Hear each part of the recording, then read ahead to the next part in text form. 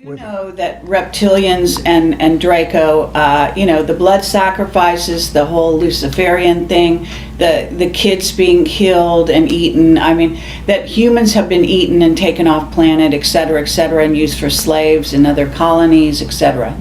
I hate to say that, but that's far worse than what you've just said. It's far worse. Yes, far worse. Far worse, yeah. And that the whole blood situation is it's unbelievable, and right. I don't know how we say that to the public. I don't know how. To me, if we get into that, and I know all about it, okay? All right. Far more than you know. Sure, all right? I'm sure. When we get into that, if we release it, 70–80% of everybody that listens to your program is going to say, you're smoking pot. I don't believe that, and I don't believe anything you people talk about on extraterrestrial. And it's going to kill what disclosure is trying to do. That's my opinion. But you know the pedophilia is starting to be exposed everywhere. You know that much is coming out. Oh, yeah. But you know the part that I don't want to talk about. I hear you. Okay? Yeah. Saying as much as you said right now is actually great. Okay. You know what I mean? Yes. Because you basically are, anyone who's hearing everything else you say is going to have to come to home with this. And if they want to know more, it's out there. It's more and more, it's out there. Yeah. Now, I'm not going to speak for Bob, but Bob Wood, Dr. Wood, who's worked with me on my book, okay? Yes. He's a genius. If we were in the conference room and we were talking and there was a big table there, he would have his fist like this and he would slam that table. I want every GD thing exposed. I want it all Good out. for him. That's lovely to hear. And I have to say, I'm having a hard time disagreeing with him, but Well, we can do another interview on that subject so that, this one, it goes out, because I know you really want this information out. You want people to start to wake up, and we don't want to turn them off to any... We don't want, you just said it, we don't want them to be turned off.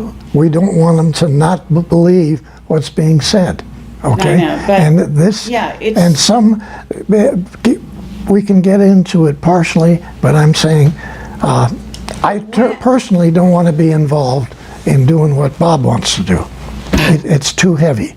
I think it's going to really hurt getting more people to get involved in this subject. Okay, they're going to say that Bill Tompkins is smoking pot. I don't believe one damn word. I don't want to hear about any of this. Okay, yeah. I don't want to hear about it. My philosophy on this, which is, humans are not protecting themselves. They're not protected. And so if you don't warn them, you're culpable. The next time somebody gets snatched and eaten or taken away, or their child, and I'm more concerned about the children, obviously, than anything else. That's That's it. That's what. And so that's my statement. My statement is, I care about the children and I want to protect the children. How can you protect a child? You must tell them. You must tell their parents what's happening, what's really going on this planet. And it's about time we humans are able to protect ourselves. There's a lot of New Agers out there who want nothing but to believe that there's ETs, definitely, but they're all hearts and flowers and good guys. Right. Yes. And this is such a dangerous thing to put out there, because again, you get humans that will not be able to protect themselves. That's also not understand. Some people get the wrong idea about Camelot, but I'm actually in favor of the military. I know it sounds crazy, but I actually understand that we have a lot of military that are putting their lives on the line. Yes. In a daily basis to protect humans that have absolutely no idea that they're in danger. You're right. Absolutely. I agree. And that's got to change. Yeah, it's got to change. Yeah. So, I realize that people have no idea what a brave man you are. Oh. You are, I mean, no, I just wanted the statement made on my interview here that the courage that it takes to actually do what you're doing right now is phenomenal. Really it is. See, I can get away with this because I'm a journalist and I can say anything and people will say, she's crazy, and just not listen.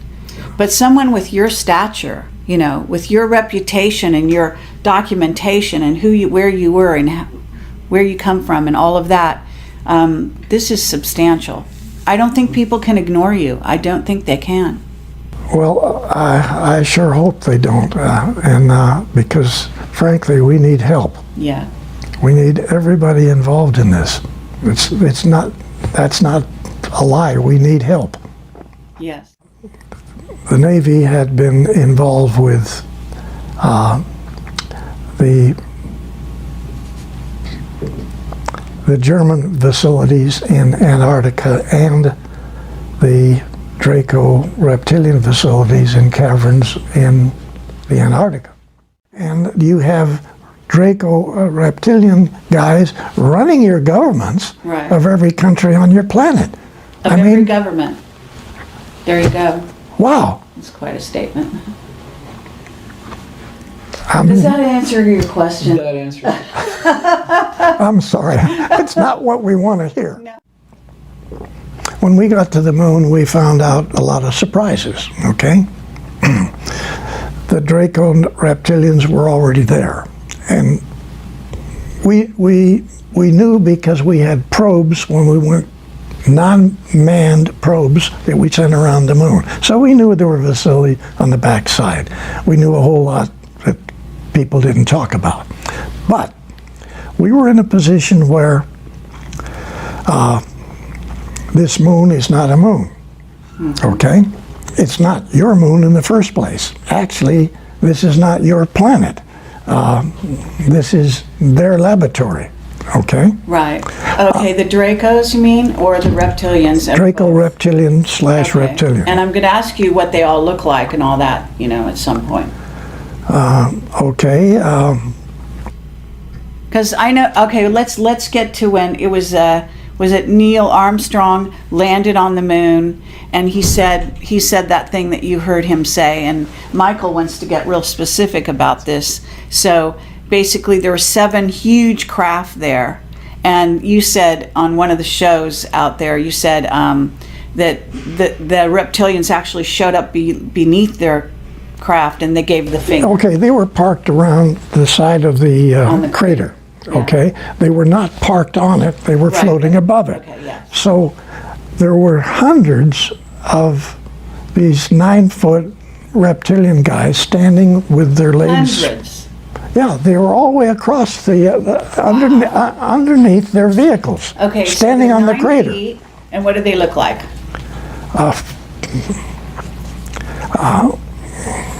They're ugly looking, lizard, alligator type people. They Wow. got the same skin as the lizards got, Right. okay?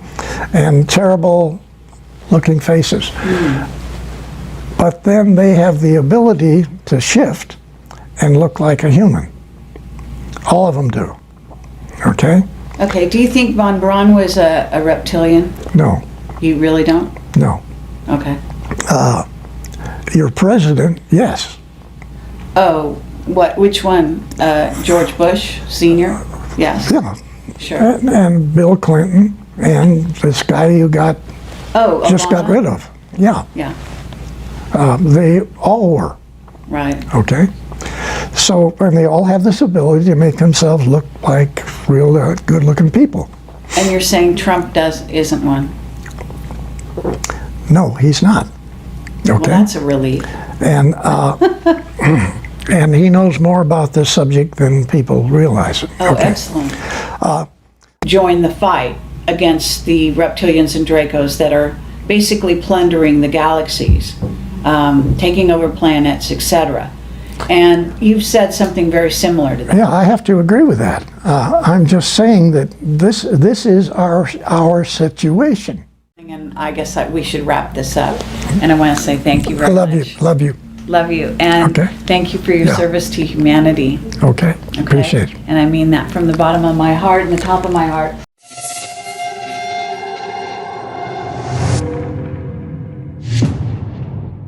In January of 1934, the Los Angeles Times reported a story about a mining engineer who had been testing for mineral deposits when he came across a pattern of underground tunnels in the shape of a lizard.